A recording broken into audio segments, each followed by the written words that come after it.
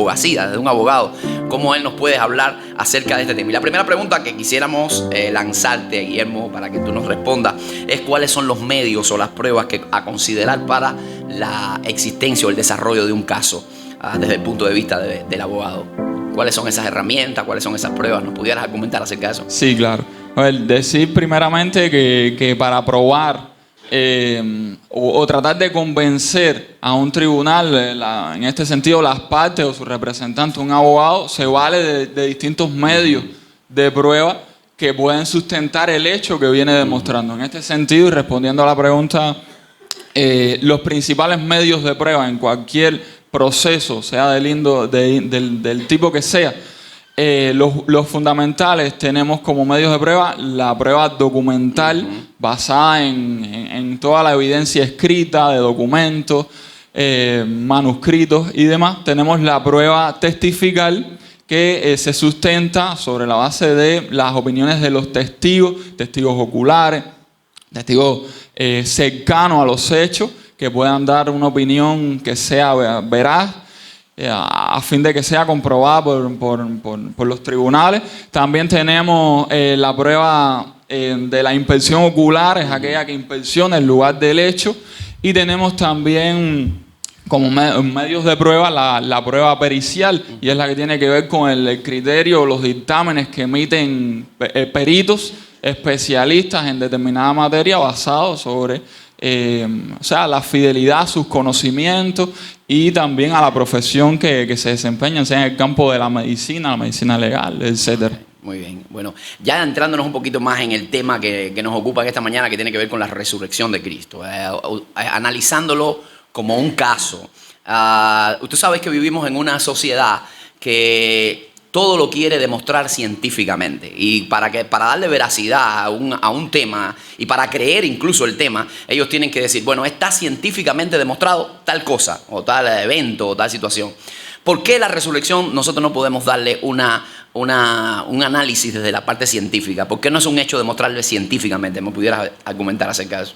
Sí, a ver, el método científico a lo que te está refiriendo, estrictamente considerándoles aquel en que se basa en la repetición de un acontecimiento en un ambiente controlado. Exacto. Donde los investigadores pueden ir tomando notas y llegando a conclusiones y contrastando cada uno de los resultados que obtienen. Pero cuando abordamos el caso de la resurrección de Cristo, que es un caso histórico, tenemos que abordarlo desde el punto de vista de la investigación histórica, considerando la evidencia que pueda sustentar ese caso, el caso de la resurrección. Evidentemente, está en el terreno de la historia. Exacto. Y los sucesos históricos no se pueden repetir. Exacto. Mucho menos en un ambiente controlado delante de investigadores que puedan decir en el momento una conclusión al respecto. Exacto. Por ende, tenemos que analizar la evidencia histórica que pueda sustentar o no el caso de la resurrección. Exacto. Así que ningún hecho que hemos visto en la historia, no solamente la resurrección de Cristo, no podemos sustentar científicamente la guerra de las Galias, la conquista de Troya, nada de eso, porque es un hecho histórico y la historia es irrepetible, no se puede volver a reproducir. Entonces, también en esta sociedad peculiar, pluralista que vivimos, necesitan de evidencias concretas para ellos creer. ¿Tú me puedes dar algunas evidencias concretas acerca de la resurrección de Jesús? Sí, ahí es cuando entonces traemos lo que al principio decíamos en relación con los medios de prueba. Ajá. Y es que le son aplicables al caso de Cristo, le es aplicable perfectamente cada uno de esos medios de prueba desde el punto de vista del método de investigación histórica. Entonces, podemos considerar la evidencia documental con la cual contamos, que sustenten entonces la veracidad desde el punto de vista histórico del caso de la resurrección. Ahí, por supuesto, tenemos como fuente primaria el Nuevo Testamento. Ahí vamos a encontrar la referencia en muchas de las cartas de los apóstoles, en el propio libro de los Hechos, escrito por el médico Lucas. Ajá, sí. Que sin proponérselo quizás se convirtió en un historiador fehaciente y fiel a la veracidad de los hechos, y específicamente al hecho de la resurrección. Citándolo ahí en el comienzo del libro de los Hechos, o primeramente en el evangelio que lleva también su nombre, Lucas dice: puesto que ya muchos han tratado de poner en orden la historia de las cosas que entre nosotros han sido ciertísimas, tal como nos las enseñaron los que desde el principio lo vieron con sus ojos y fueron ministros de la palabra, me ha parecido también a mí, después de haber investigado con diligencia todas las cosas desde su origen, escribírtelas por orden os, excelentísimo Teófilo. Luego, en su segundo escrito, en el libro de los Hechos, comienza también dirigiéndose a Teófilo y les dice: en el primer tratado, Teófilo, hablé acerca de todas las cosas que Jesús comenzó a hacer y a enseñar hasta el día en que fue recibido arriba, después de haber dado mandamientos por el Espíritu a los apóstoles que había escogido, a quien también, después de haber padecido, se presentó vivo con muchas pruebas indubitables, es decir, pruebas irrefutables, apareciéndosele durante 40 días y hablándole acerca del reino de Dios. Cuando vamos hay uno de los principales ataques que se le hacen a los escritos del Nuevo Testamento y a los manuscritos que los sostienen, y es en relación con el factor tiempo. Es decir, factor tiempo en cuanto al momento en que ocurre el hecho en sí, el hecho de la resurrección, y el momento en que es llevado al documento escrito. Ese lapso de tiempo se ha analizado, si se ve comprometido en cuanto a la veracidad del hecho en sí. Pero cuando vamos a ver las fechas probables en que se escriben, por ejemplo, el libro de los Hechos, nos vamos a dar cuenta que fue escrito entre el año 63 después de Cristo y el año 70 antes de la destrucción de Jerusalén. Entonces, si tomamos en consideración que la muerte de Cristo en la cruz se produce en el año 31 después de Cristo, está bien próximo a los hechos que Lucas está reflejando, tanto los que encontramos en el libro de los Hechos como también los evangelios, que también están escritos en una fecha bien cercana a estos acontecimientos, al punto que cada uno de los escritores también de las cartas y de los libros que encontramos en el Nuevo Testamento nos dice que ellos escriben en lo tocante a hechos que vieron, que escucharon, lo que escucharon, lo que palparon sus manos, tocante a la majestad de Cristo y demás. Es decir, que podemos confiar plenamente en estas fuentes históricas, y aún hay evidencia extra que sustenta también mucho de lo que encontramos en los libros del Nuevo Testamento. De hecho, citando también a Lucas, el escritor del libro de los Hechos, Lucas hace referencia a lugares específicos de la geografía en la que se enmarcan todos estos hechos, a gobernantes, desde el punto de vista político también, exactamente, que se llevaron a cabo. Y la propia arqueología, en los descubrimientos que se han hecho en los últimos 3 siglos, han corroborado estos hechos. Entonces, esto ya nos hace pensar que si en estos detalles de lugares, de gobernantes, nombres, han tenido que dar la razón a lo que dice Lucas y a lo que recogen los evangelios,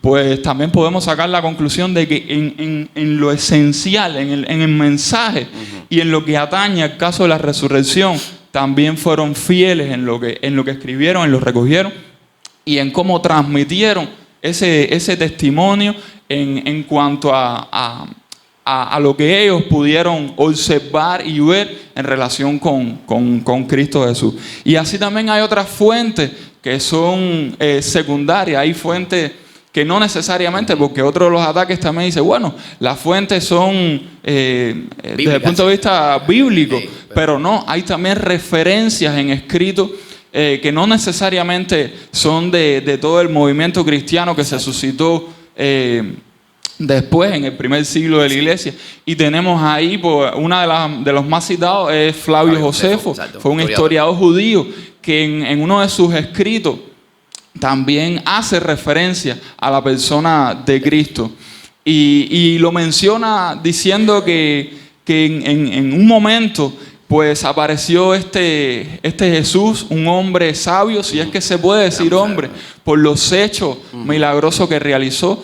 y que atrajo a muchos como que le seguían, tanto judíos como gentiles, y que fue condenado a muerte por Poncio Pilato. En los escritos de Flavio Josefo encontramos referencias a Jesús, a Poncio Pilato, a la muerte, y así tenemos otros historiadores, a Tácito, un historiador romano también de finales del siglo I y principios del siglo II, que hace relación también y hace referencia a la persona de Jesús cuando está escribiendo acerca de quién es el causante fundamental de los incendios en Roma.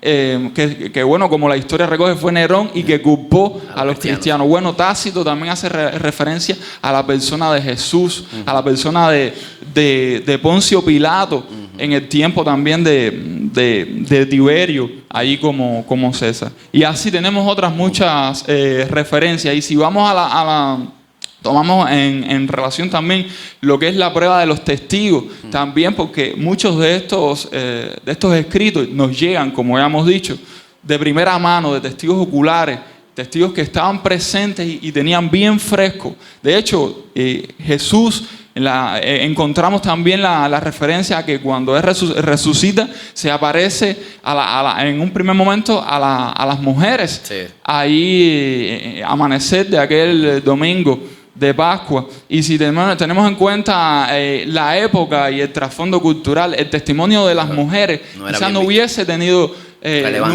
relevancia como hecho a tomar en consideración delante de los opositores.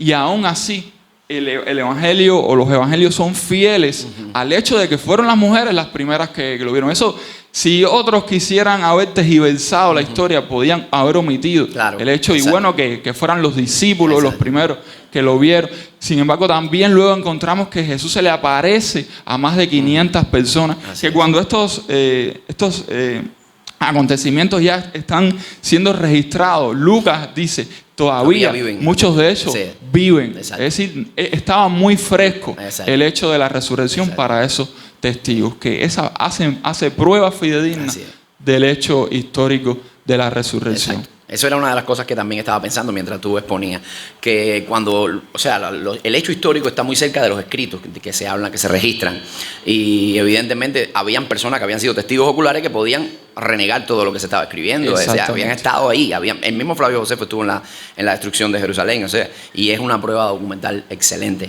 Sí. Ahora, disculpe, para agregar una cosa a lo que me estás diciendo ahora, Pastor, también, y en relación con esos testigos que pueden ser opuestos. Exacto. Y que si alguno de los seguidores de Jesús se levantaba argumentando algo incierto, algo alejado de los hechos, enseguida uno de esos testigos que pudieran ser opuestos enseguida saldría a refutar. Sin embargo, no encontramos ninguno de estos que se levantó refutando los hechos que los evangelios, el libro de los hechos y las cartas del Nuevo Testamento pues están defendiendo. Así es.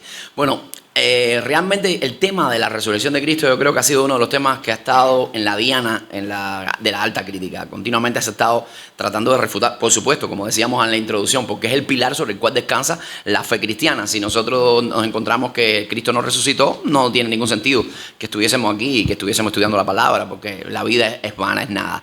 Pero sabemos que el hecho de la resurrección nos da esperanza. Y como Jesús vive, también nosotros viviremos con Él.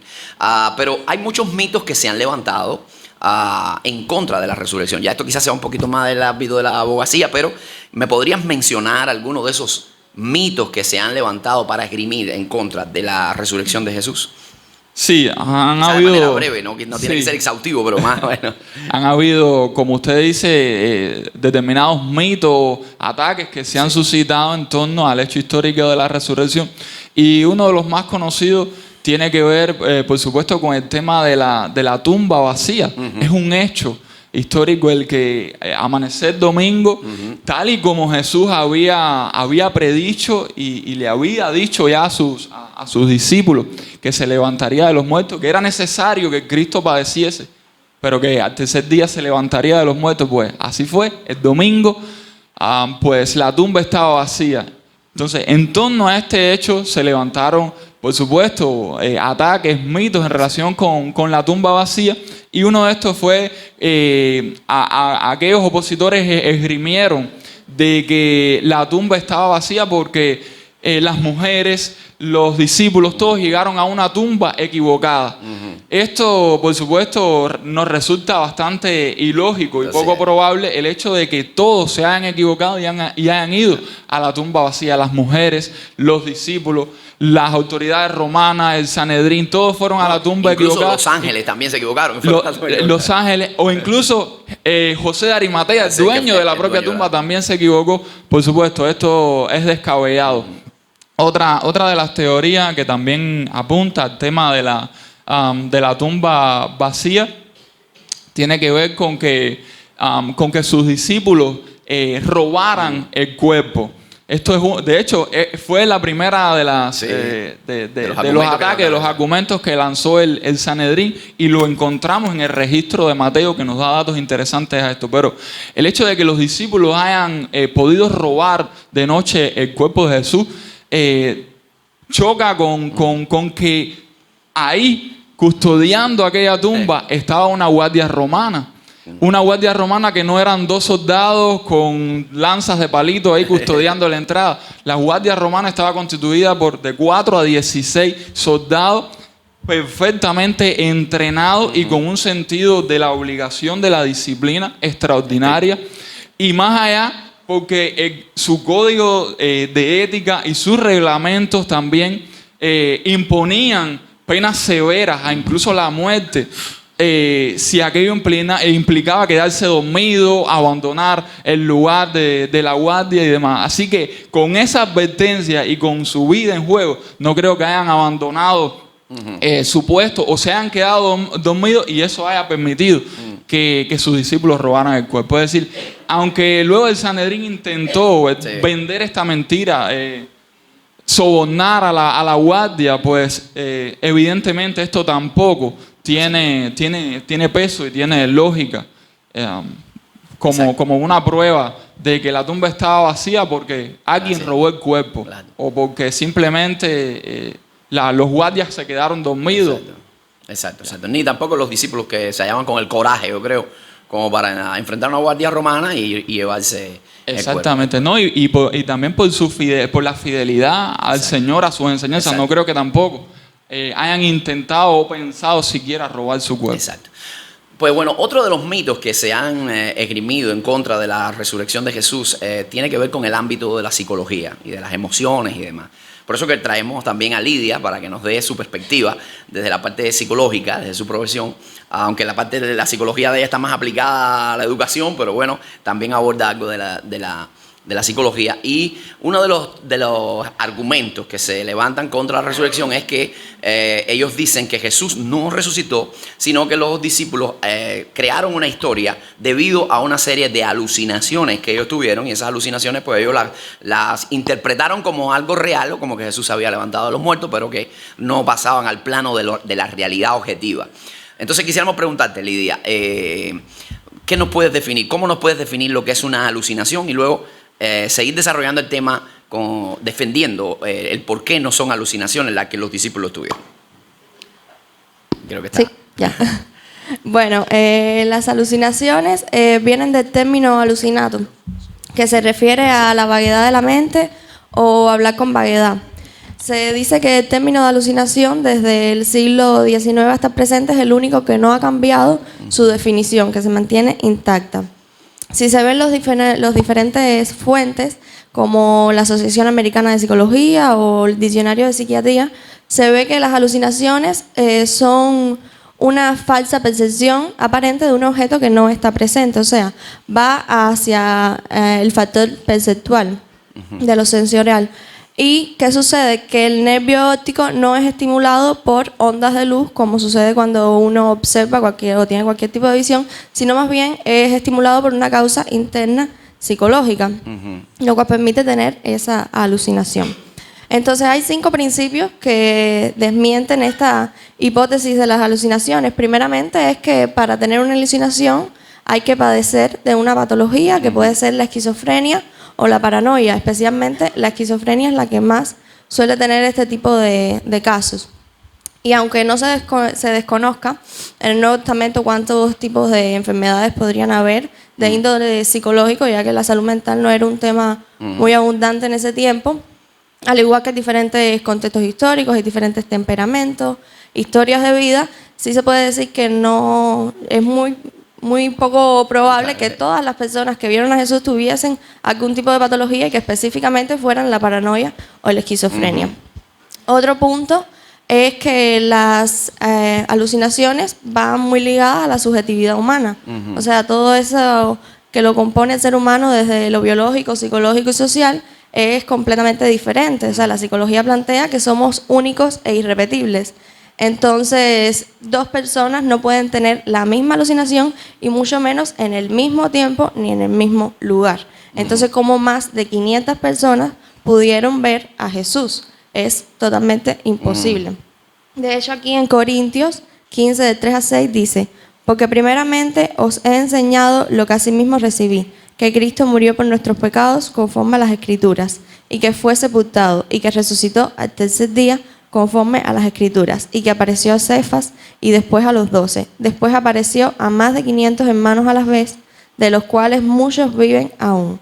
Este principio aquí en este versículo se ve como se milita fuertemente en contra de esta hipótesis, porque es completamente, hubiese sido un milagro aún mayor que se le apareciese a 500 personas la misma alucinación que la verdadera aparición de Jesús. Además de que las apariciones de Jesús fueron muy detalladas. O sea, él se sentó a comer con las personas, hablaba con las personas, los invitó a que vieran sus heridas, pero que también las palparan. Exacto. Una alucinación no hace eso, no se sienta a comer contigo, ni puedes tocarla.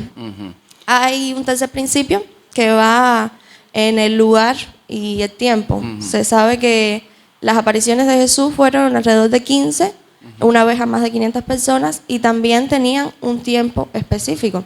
Si consideramos todos los hechos, primero está la aparición a las mujeres a primera hora de la mañana, después de camino a Maús, donde hubo inclusive entrevistas privadas a plena luz del día, y por último también en el lago. Así es.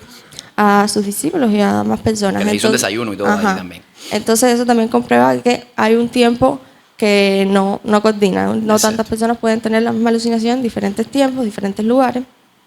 En fin. También el cuarto principio. ¿En qué consiste? En que para tener una alucinación tienes que estar en un espíritu de expectativa. O sea, tu mente tiene que estar desarrollando ese deseo, ese anhelo, para que tú puedas tener esa alucinación.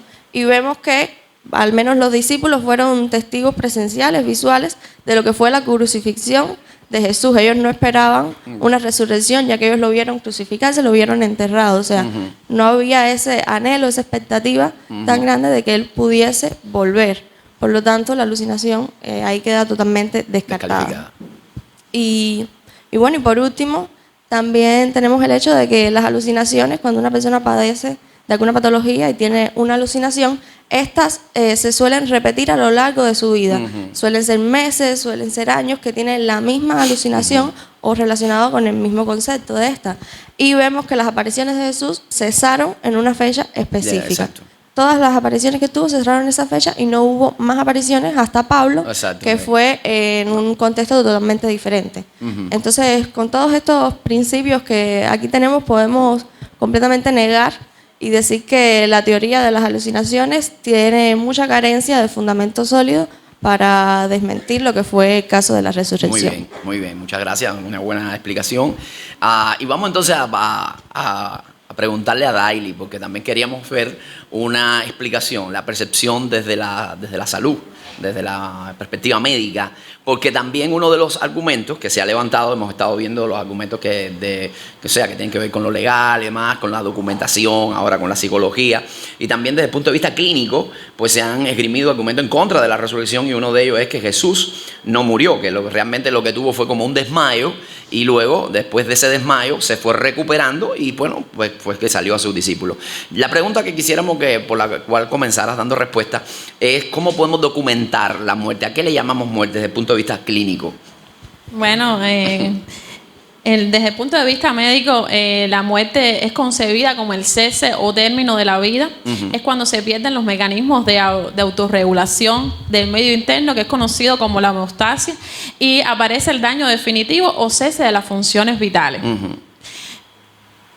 Ok, entonces, yo he estado leyendo acerca de este tema de la resurrección de Jesús, y hay mucha literatura cristiana acerca del tema.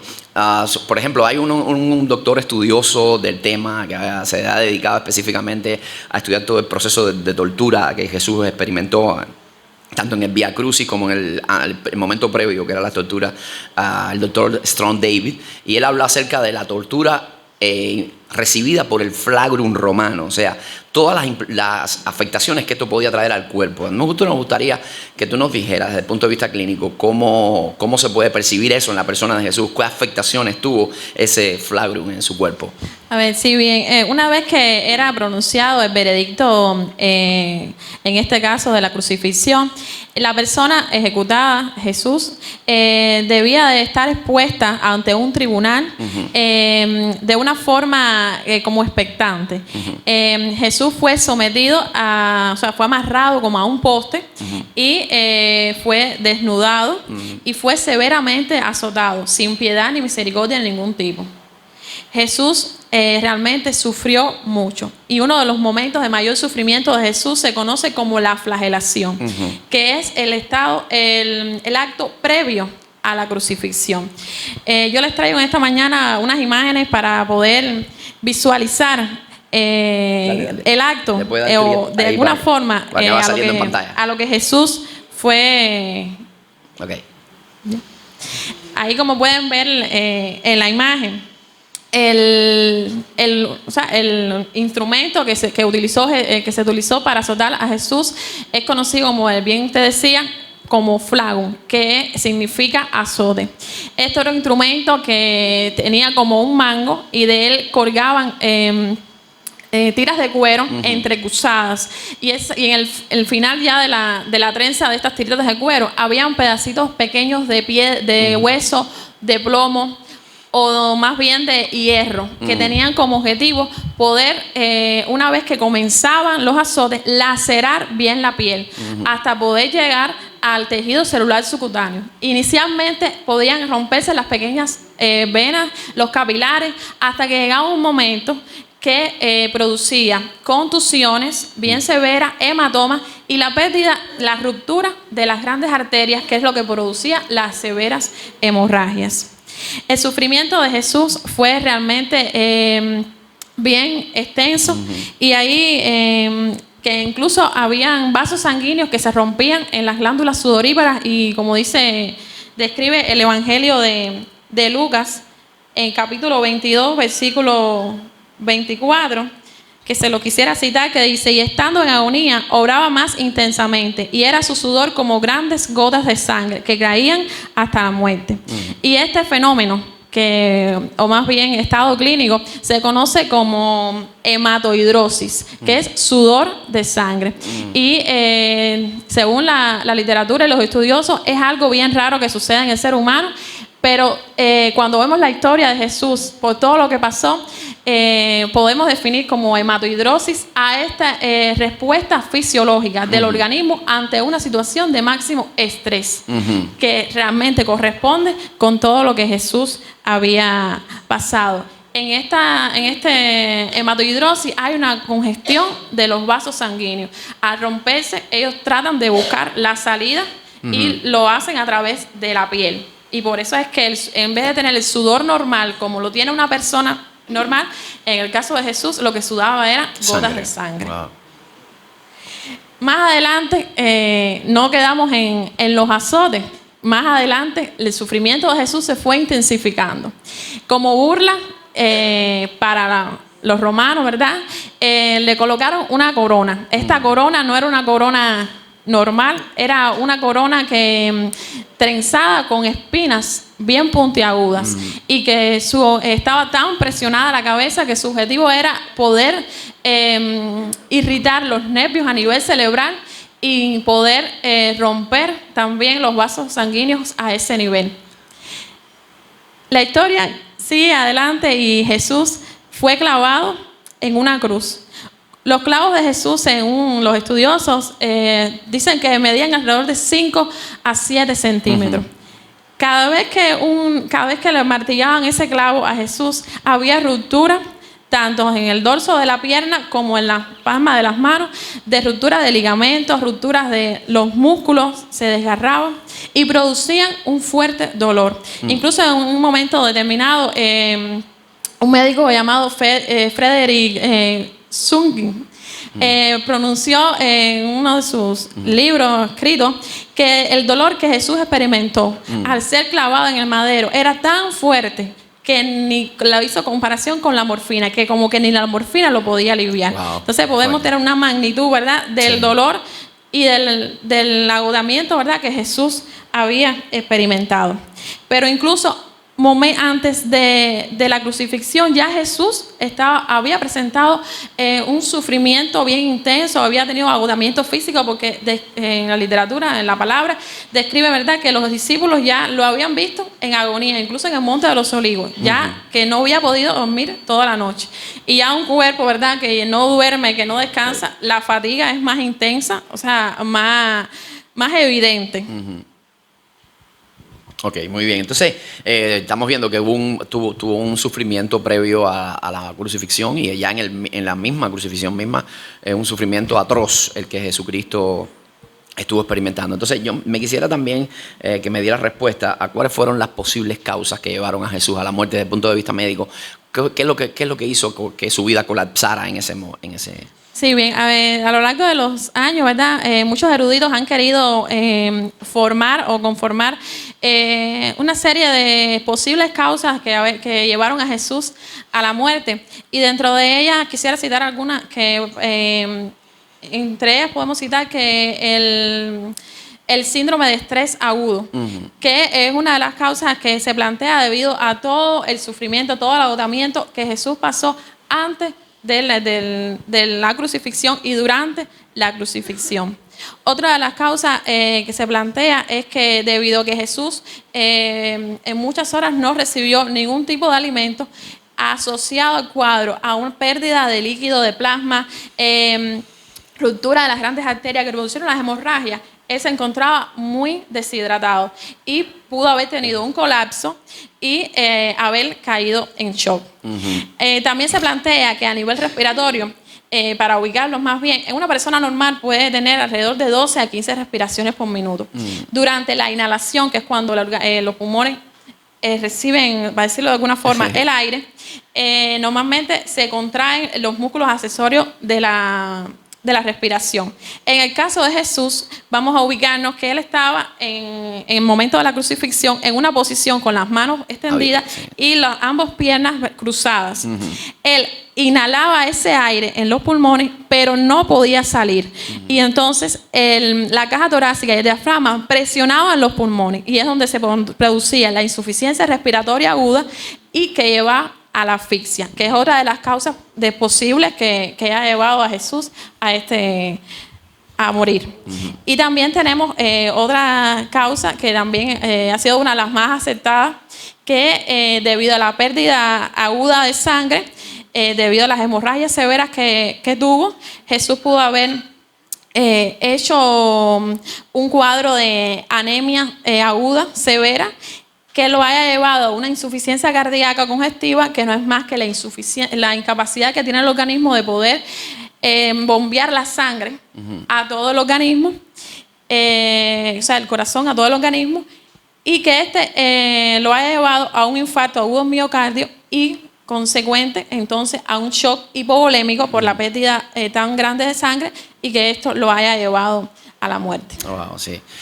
Hay también, o sea, que es evidente que Jesús murió. Eso queda bien expuesto en esta mañana. Pero también ha habido otro mito que se ha levantado a través de la historia, que después de la cruz, Jesús lo que tuvo fue precisamente como un desmayo. por la frialdad de la cueva, por las condiciones quizás que habían en el sepulcro. Los sepulcros no eran como los que nosotros vemos en el mundo occidental hoy. En aquel tiempo eran una cueva y había como una humedad, un clima diferente al exterior. Y como que ese clima fue favorable para que se reanimara y saliera caminando, saliera a la vida. Después de haber pasado todo, y quizás es una pregunta bastante escueta, ¿no? Me puedes dar una respuesta escueta. O sea, después de haber pasado todo eso, una persona sufrió toda la laceración de las manos, los pies, el flagrum, está suspendido en una cruz. Si existiera la posibilidad de que se reanimara, su reanimación no sería de manera rápida. Me imagino que vendría con un proceso de recuperación lento y paulatino. Me imagino, es así, ¿no, Dail? Así es, por todo lo que Jesús pasó, considero yo y consideran todos los estudiosos, ¿verdad?, que es imposible que Jesús pueda haber tenido un desmayo, porque el sufrimiento, la agonía que él sufrió fue bien intensa. El dolor fue muy agudo, y no solamente que tuvo dolor, agonía, fue que hubo falla en diferentes órganos y sistemas de órganos que no son compatibles con la vida. Entonces, pienso que en esta mañana la idea de que pudo haber tenido un desmayo debe quedar fuera de nuestra mente, porque nuestro Dios es un Dios vivo. Amén. Que murió y que resucitó. Esa debe ser nuestra creencia, y debemos tener esperanza en eso. Que Él, entonces todo lo que pueda venir como a refutar en lo que hemos creído, pues no, Jesús es imposible que Él se haya podido desmayar. Es tanto ¿cómo decir? Lo que Él pasó, que no puede haber duda en... No hay posibilidad. No hay posibilidad. No se sustenta racionalmente. Exacto. Incluso ahora mismo, mientras tú exponías, me vino a la mente que había todo un procedimiento también funerario. Todo un procedimiento funerario cuando el cadáver ya se le entregaba a los familiares, a las amistades o las personas que estaban a cargo del difunto. Pues había todo un proceso funerario que envolvían ese cadáver, y lo envolvían con unos sudarios que eran mojados como en una serie de especies aromáticas y demás, que creaban como una goma que adherían al cuerpo y adherían también el sudario. Así que esa persona quedaba prácticamente ahí inmóvil. Si me imagino, se ha reanimado Jesús, me imagino que su respiración es muy débil. Inmediatamente se hubiera asfixiado, nuevamente, ¿no? Porque todas esas libras eran libras de especies aromáticas las que se utilizaban. No era un poquito, no era una rociar de esas especies, eran bastante, una cantidad considerable, y la envolvían, y eso se hacía como un cemento ahí en él. Así que queda descartado de que pudo haber sido un desmayo lo que tuvo. Jesús murió efectivamente, como la Biblia lo dice, y como nosotros decíamos hace un instante, y Pablo esgrimía, decía, conforme a las Escrituras, como estaba profetizado desde el Antiguo Testamento, que el Mesías iba a padecer, iba a morir, en los mismos salmos que también son mesiánicos, que expresan las palabras de Jesucristo en la cruz del Calvario: Dios mío, ¿por qué me has desamparado? Se podían contar todos sus huesos, como dice la Escritura. Así que él cumplió todas las expectativas bíblicas y de los profetas y de Dios, por supuesto. Y vemos como también al tercer día se levantó de los muertos, bueno, dejando también por tierra, echando por tierra los argumentos de las alucinaciones, y también cómo esto ha transformado la vida. Yo creo que eso es una evidencia irrefutable también, cómo el impacto de la resurrección transformó e impactó el mundo de ese contexto del primer siglo, y lo ha hecho a lo largo de la historia, y lo está haciendo hoy. Y nosotros, los que estamos aquí y los que estamos hablando de este tema, somos evidencia de eso. Somos evidencia, como dice la Escritura, piedras vivas que dan testimonio de la resurrección de Jesucristo. Lo que Dios ha hecho en nuestra vida, lo que Dios ha hecho en muchas de las vidas de ustedes que están en esta mañana, en este lugar, es una evidencia de que Jesús vive. Porque un líder, un Dios muerto, no puede provocar un cambio en el corazón, no puede provocar un cambio en nuestro interior, transformar las vidas, afectarlas profundamente y llevarlas de la miseria espiritual a una vida completamente transformada que honre y dé gloria a nuestro Dios. Así que el hecho que nosotros estamos defendiendo hoy, bueno, pues habla por sí solo. Y yo creo que nosotros simplemente somos colaboradores, porque ya ha sido más que defendido. Y nosotros sabemos que Jesús vive, y porque Él vive, también nosotros viviremos. Y tenemos una esperanza reservada en los cielos, porque Jesús está vivo y está entre nosotros. Él mismo dijo: donde 2 o 3 estén congregados en mi nombre, ahí yo estoy. Así que Jesús está aquí en esta mañana, Él está en este lugar, y Jesús, como está vivo, también está dispuesto a seguir obrando en nuestro corazón. Mientras el sepulcro siga vacío, nosotros seguimos esgrimiendo y seguiremos militando en la fe, y seguimos volando la bandera de la resurrección de Jesús. Y esa es la esperanza que nos sustenta. Así que, mis queridos amados y hermanos, damos gracias a Dios por este tiempo. Damos gracias a Dios por la participación de ustedes, por el tiempo que dedicaron, por el tiempo de estudio también, de investigación que dedicaron para estar trayendo toda esta información al pueblo de Dios. Y también nos insta a nosotros a que nos apropiemos de esto. De hecho, toda esta entrevista va a estar, yo sé que quizás en YouTube, en las redes sociales hay un montón de cosas mucho más argumentativas que las que nosotros hemos hecho hoy, pero esta va a estar disponible para ustedes. Si ustedes quieren llevarla a casa, a compartirla, ahí va a estar toda esta exposición grabada para que usted lo pueda compartir con otros también, porque nosotros tenemos que ser defensores de la fe que hemos abrazado. El apóstol Pedro decía que debemos prestar defensa con mansedumbre cuando nos demande el momento de la fe y de la esperanza que tenemos en nosotros, que hemos abrazado, y que lo hagamos con mansedumbre en cualquier momento, en cualquier ocasión. Entonces tenemos que apropiarnos de los medios, de los recursos que el Señor nos ha puesto en nuestra mano para precisamente hablar y defender este tema que yo creo que es tan vital y que sigue provocando cambios y que sigue impactando el corazón de mucha gente. Muchas gracias, amados hermanos, por estar acá con nosotros, y quisiera que la iglesia ahora dedicara un momento para orar por ellos, para que desde donde ellos están, desde la disciplina que están desarrollando, desde el campo donde fungen en lo profesional, el Señor los pueda estar ayudando. A Guillermo desde el punto de vista de abogado en la empresa donde trabaja, a Lidia en el área de la educación también, que pueda influenciar a las personas que están allegadas a ella, que pueda impactar su vida con el Evangelio, y Daily, que también tiene la posibilidad tanto de dar salud, en un sentido de curar las enfermedades, como también de ver a personas partir. Que el Señor te dé la ayuda, el discernimiento, la valentía para poder en esos momentos darle esperanza a esas personas y decirle que la solución está en Cristo Jesús, el Dios que vive por los siglos de los siglos. Amén.